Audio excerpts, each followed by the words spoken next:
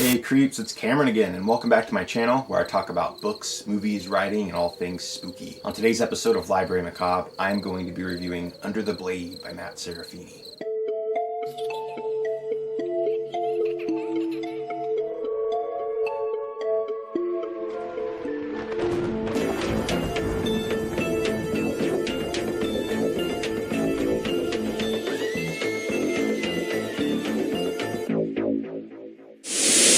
Under the Blade is an adult horror slasher published by Black T-Shirt Books. The story starts off in the middle of a classic camp slasher bloodbath. 17-year-old Melanie is a counselor at camp, and she has just discovered that all of her friends have been killed by this serial killer known as Cyrus Hoyt. Cyrus Hoyt is this big, bulky, Jason Voorhees style character that has been killing all of the counselors at camp. And the first chapter focuses on Melanie as the final girl trying to kill Cyrus Hoyt and get away with her life. And she does. And this is not a spoiler, I promise. This all happens in the first chapter of the book. The rest of the book focuses on current day Melanie. She is now middle-aged and is working as a college professor, and she is still very much haunted by everything that happened 25 years ago. Melanie knows that she killed Cyrus Hoyt that night, but she can't stop herself from wondering if he's still out there. Finally, when she is persuaded to write a book about her past experiences, she goes back to Camp Forest Grove in order to research and find out more about the murderer. But unfortunately for Melanie, she might be right about Cyrus Hoyt. He might still be alive and waiting for her in the town of Forest Grove.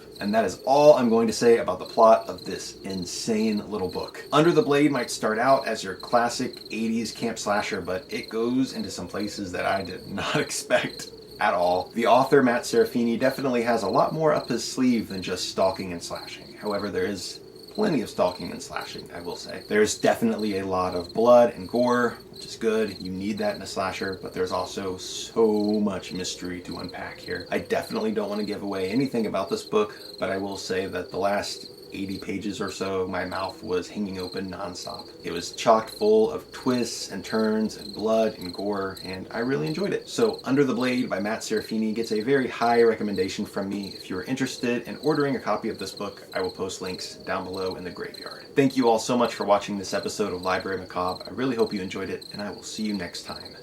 Later, creeps.